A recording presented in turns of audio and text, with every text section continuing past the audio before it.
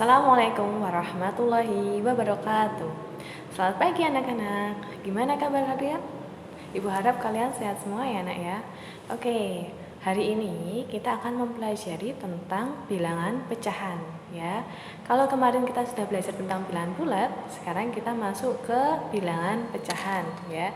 Anak-anak, ini sedikit kita mengulang kembali materi di waktu SD ya, waktu kalian masih sekolah dasar. Oke, langsung saja. Baik, ini yang pertama tentang bilangan pecahan. Hari ini kita akan mempelajari tentang menyatakan bilangan pecahan, pecahan senilai, menyederhanakan pecahan, jenis-jenis pecahan, dan mengubah pecahan. Ya, kita lanjutkan. Yang pertama nih, menyatakan bilangan pecahan. Coba anak-anak perhatikan gambar berikut ini. Nah, di sini ada bangun segi 4 ya, kemudian dibagi menjadi 4 bagian sama besar. Dengan salah satunya itu diberi warna atau diarsir. Ya, sehingga luas daerah berbayang itu sama dengan 1 dari 4 bagian yang sama dengan 1/4 bagian gitu. Untuk yang kedua, di sini sama ada daerah yang berbayangnya ada 2 nih nak. Jadi nanti kalau dibuat pecahan gimana? Kalau dibuat pecahan berarti seperti ini. Nih, yang kedua itu kalau dibuat pecahan nanti menjadi 2/6 karena totalnya ada 6 bagian. Dan sekarang yang ketiga, gambar ketiga ini ada lingkaran nak. Lingkarannya dibagi 5 bagian sama besar. Kemudian yang berbayang ada 2 bagian. Sehingga kalau pecahan berarti ditulis 2/5 karena ada 5 bagian. Seperti ini ya. Kemudian selanjutnya anak-anak, 1/4, 2/6, 2/5 dinamakan bilangan pecahan ya. Untuk 1/4 penulisannya 1/4, penulisannya juga seperti ini. Ada juga pecahan 2/6 dan yang terakhir tadi 2/5. Itu cara membaca pecahan ya nak. Bilangan di atas tanda per itu dinamakan pembilang ya. Jadi kalau 1/4 berarti yang di atas tanda per itu 1. Pembilangnya berarti 1. Sementara bilangan di bawah tanda per dinamakan penyebut. Kalau pecahan 1/4 berarti penyebutnya yang di bawah berarti 4 begitu. Perhatikan pembilang dan penyebut pada setiap pecahan tersebut. Pembilang dan penyebut merupakan bilangan bulat.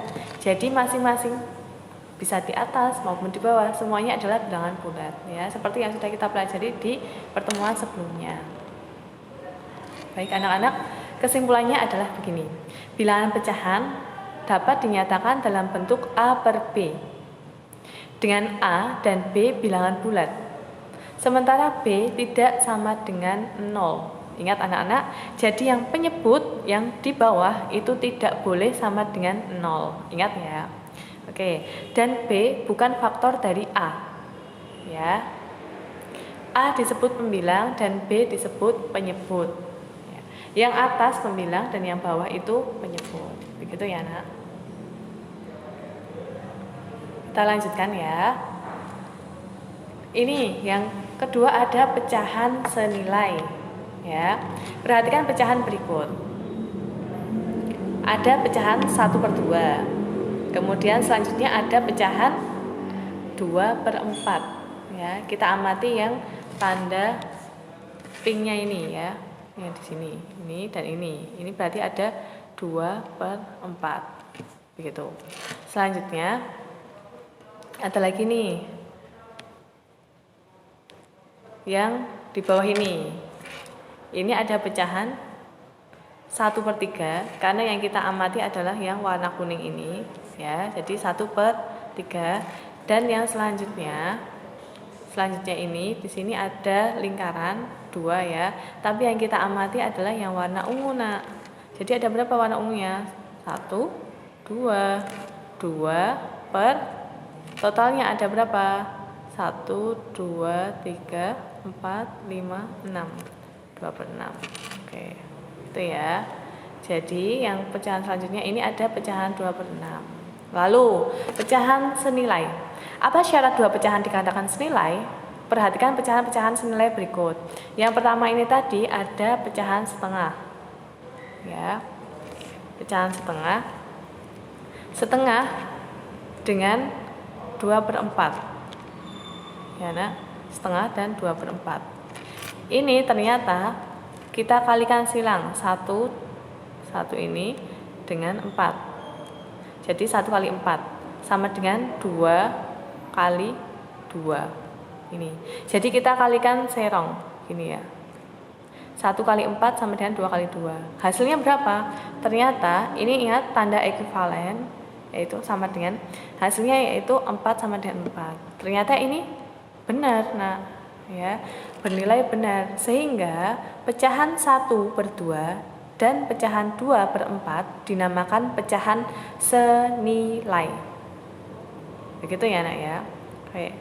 Kemudian ini ada sepertiga sama dengan 2 per 6. Kita buktikan 1 kali 6 sama dengan 3 kali 2. Benar tidak? Ternyata benar ya.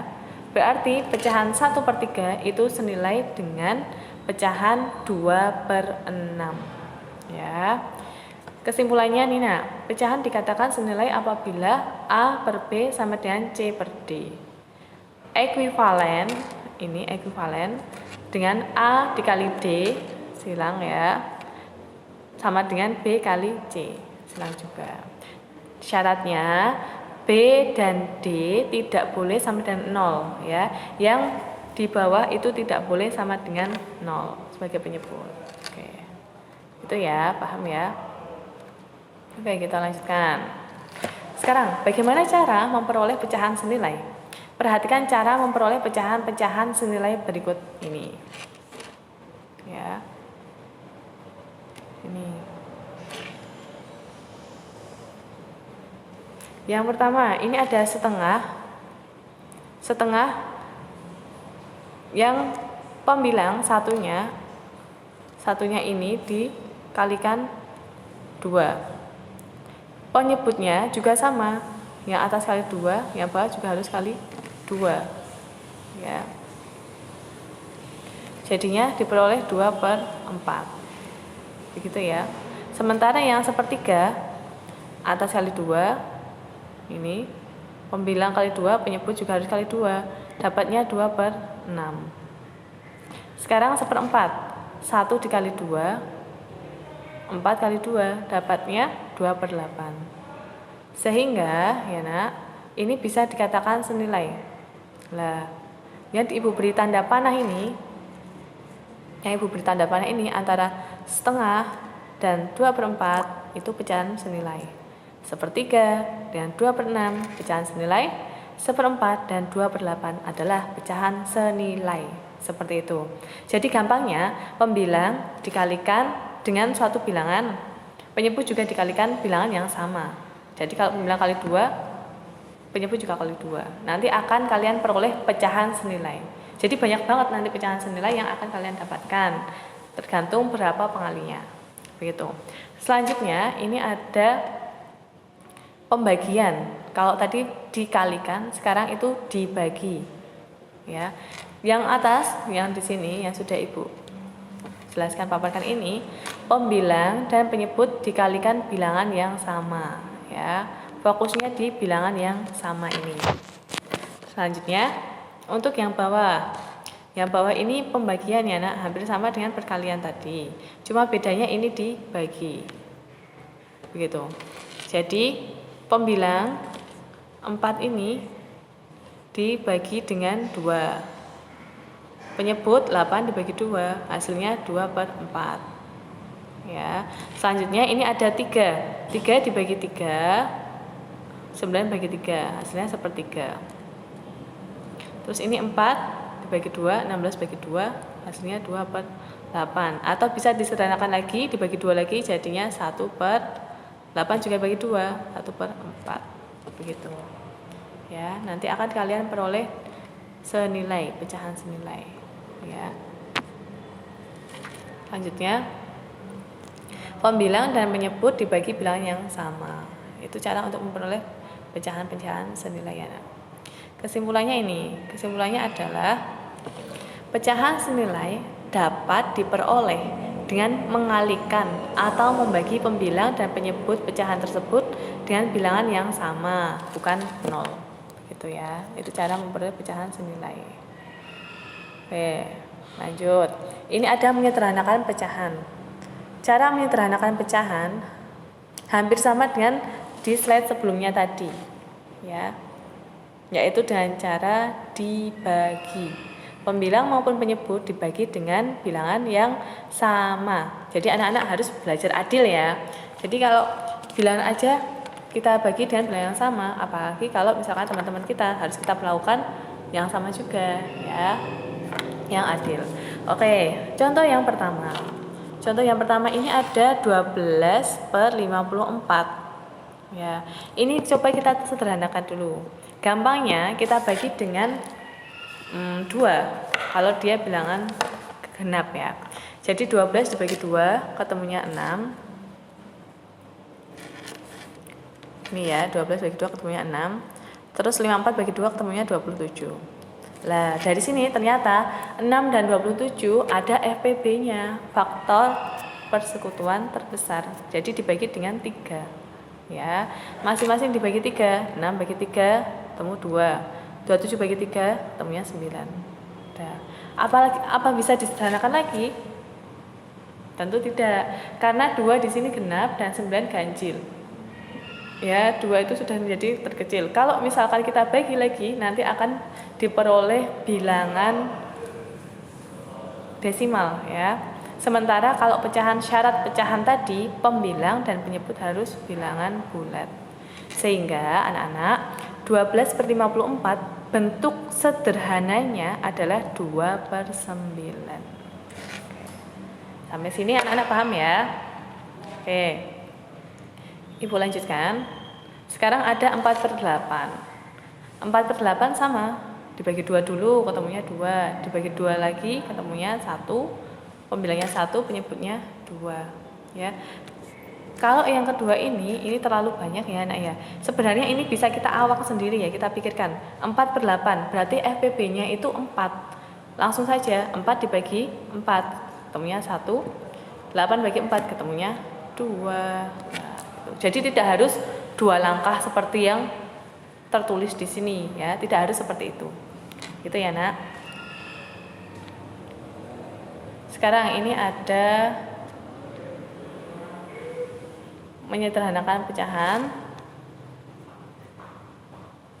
Perhatikan secara bentuk sederhana dari pecahan-pecahan berikut.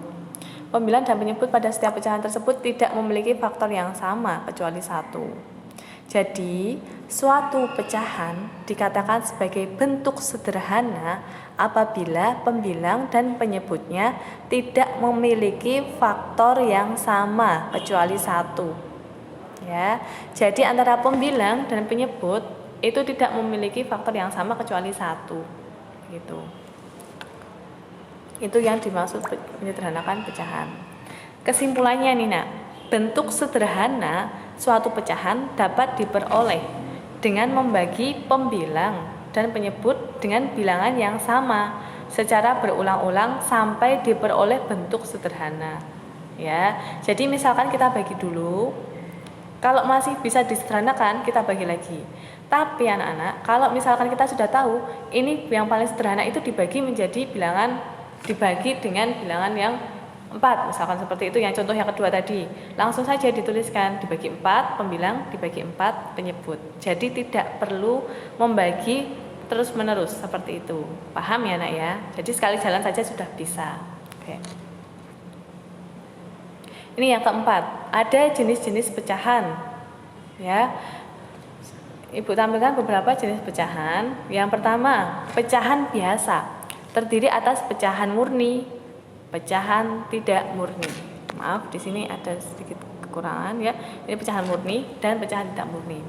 Pecahan murni itu contohnya 1/2, 3/5, dan 2/9.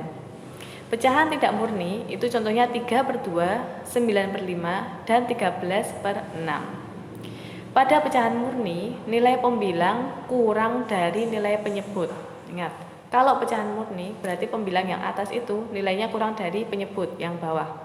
Sementara kebalikannya, kalau pecahan tidak murni berarti pembilangnya yang bagian atas itu lebih dari nilai penyebut yang bagian bawah. Begitu saja, simpel ya. Oke, lanjut. Yang kedua ada pecahan campuran ya, Nak ya. Untuk pecahan campuran yang kedua ini ada beberapa contoh, yaitu 1 1/4, 3 2/5, dan 11 1/6. Untuk 1 1/4 bagian bulatnya itu 1 ya. Jadi ada bagian, kalau pecahan campuran ada bagian bulat dan ada bagian pecahan murni. Begitu ya, harus pecahan murni. Yang bagian bulat dulu. Ini 1, itu bilangan bulatnya. Sementara pecahan murninya berarti 1/4. Ini ya. Oke. Sekarang ada 3 2/5. Berarti bagian bulatnya adalah 3 dan pecahan murninya 2/5. Gitu ya, Nak ya. Pecahan campuran dinyatakan dengan bagian bulat dan pecahan murni. Yang namanya pecahan campuran berarti ada yang tercampur, yaitu yang tercampur adalah bilangan bulatnya dan pecahannya. Begitu. Oke, lanjut. Sekarang di sini ada jenis-jenis pecahan yang nomor 3 dan seterusnya. Yang 3 ya, ini ada desimal. Desimal berarti penulisannya itu angka, koma, angka lagi, berapa angkanya, seperti itu. Contohnya 0,1, 1,32, dan 0,562. Begitu. Ya. Jadi kalau desimal membaca bilangan setelah koma tidak perlu melihat urutannya, dia satuan, puluhan, ribuan atau apa, tapi langsung angkanya kita baca ya. Oke. Yang keempat ada persen per 100 ya, dilambangkan dengan persen seperti ini ya. Contohnya ini 10%. 10% itu dapat kita tulis 10/100. Begitu ya. Sementara 15% bisa kita tulis 15/100. Begitu. Lanjut, yang terakhir nih, Nak, ada per mil, per 1000 ya. Ini lambangnya mirip dengan persen, cuma di bagian pernya penyebut itu ada 2 nol, nolnya 2 kali seperti ini ya. Contohnya 10 per mil berarti nanti tulisnya 10/1000. 15 per mil berarti 15/1000. Begitu ya. Sampai sini paham ya, Nak ya. Oke, lanjut. Di sini yang terakhir ini mengubah pecahan. Yang pertama, mengubah pecahan biasa menjadi pecahan campuran, desimal, persen, dan per mil.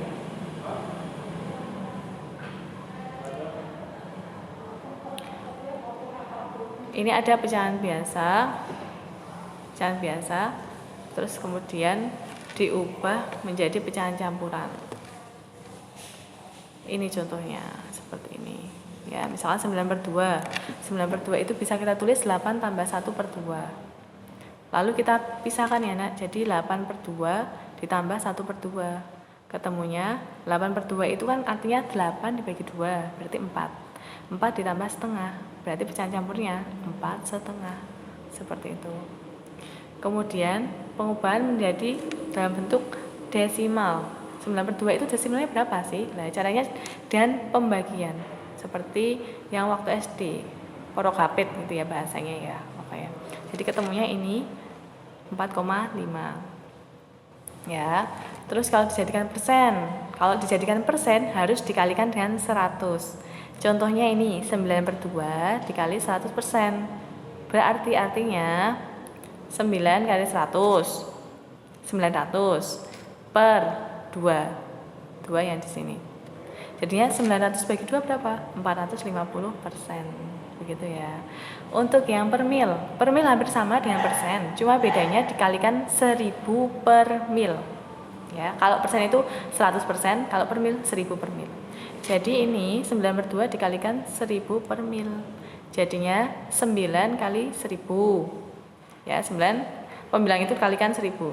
Jadi 9000 per 2. 9000 bagi 2 berapa? 4500. Jawabannya 4500 per mil. Begitu ya, Nak ya.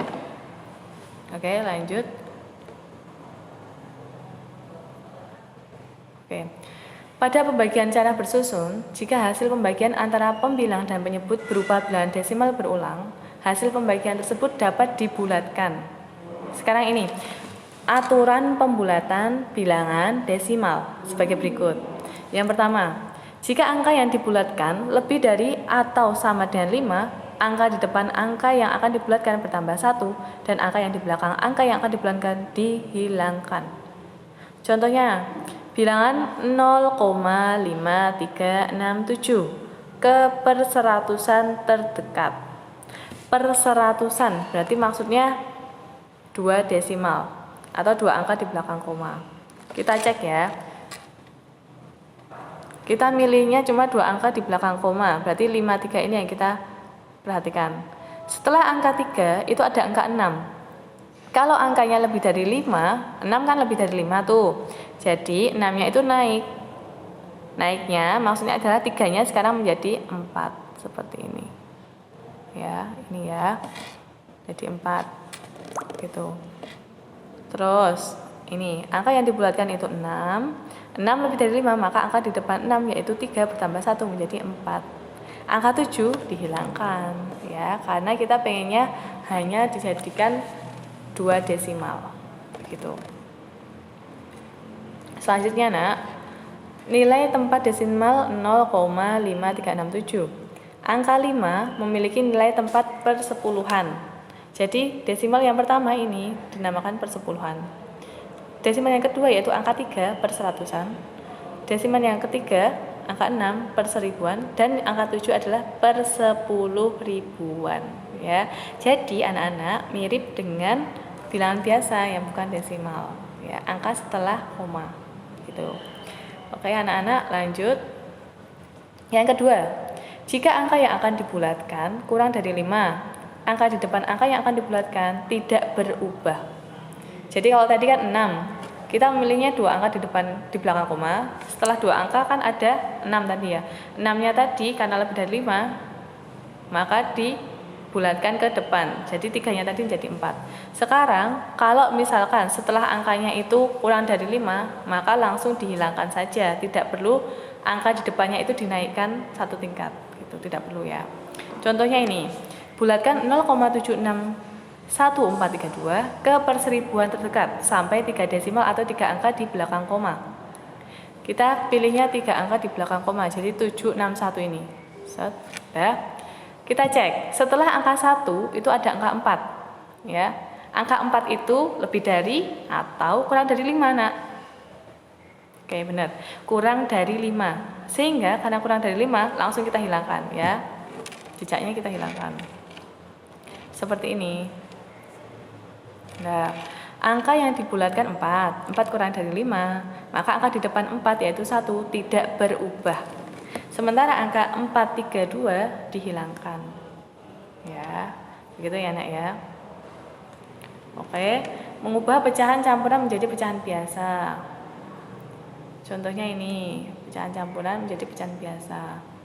Ada 2 3/4 diubah ke pecahan biasa. Yaitu caranya dengan 2 dipisah. 3/4 artinya ditambah 3/4. Ya. Sama dengan 2 itu diubah pecahan yang penyebutnya 4. Ya, biar sama-sama dengan 3/4. Caranya gimana? Caranya kalau pengen penyebutnya 4, berarti 2 harus dikalikan berapa? Maaf, jadi 2 itu harus kita ubah menjadi 8/4 seperti ini.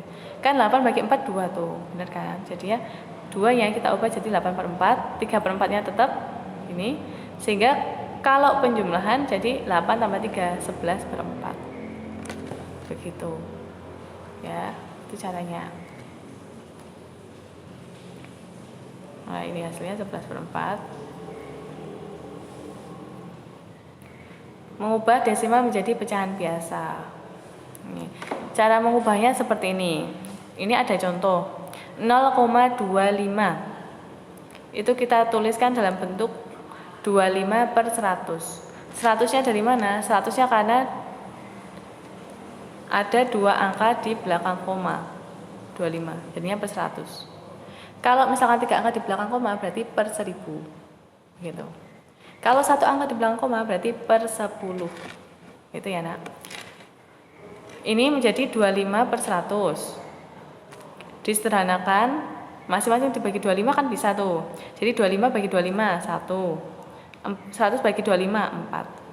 Jadi 0,25 sama dengan 1 per 4. Paham ya? Oke, lanjut contoh yang kedua. 2,6 kita ubah menjadi pecahan biasa. Caranya 2,6 kita tulis 26 per 10. 10-nya ini dari mana? 10-nya ini karena hanya ada 1 angka di belakang koma, jadi per 10. Untuk menghilangkan komanya. Selanjutnya baru kita sederhanakan 26 per 10 masing-masing dibagi 3, jadinya 13 per 5. Maaf, masing-masing dibagi 2, jadinya 13 per 5. Kemudian kita ubah menjadi pecahan campuran. 13 bagi 5, itu berapa jawabannya? 2, sisa 3 per 5. Gitu deh. Gampang ya. Oke, mengubah persen menjadi pecahan biasa. Ini sama seperti tadi, cuma terbalik saja. Ya. Mengubah per mil menjadi pecahan biasa hampir sama dengan yang persen, tapi pernya per 1000 begitu.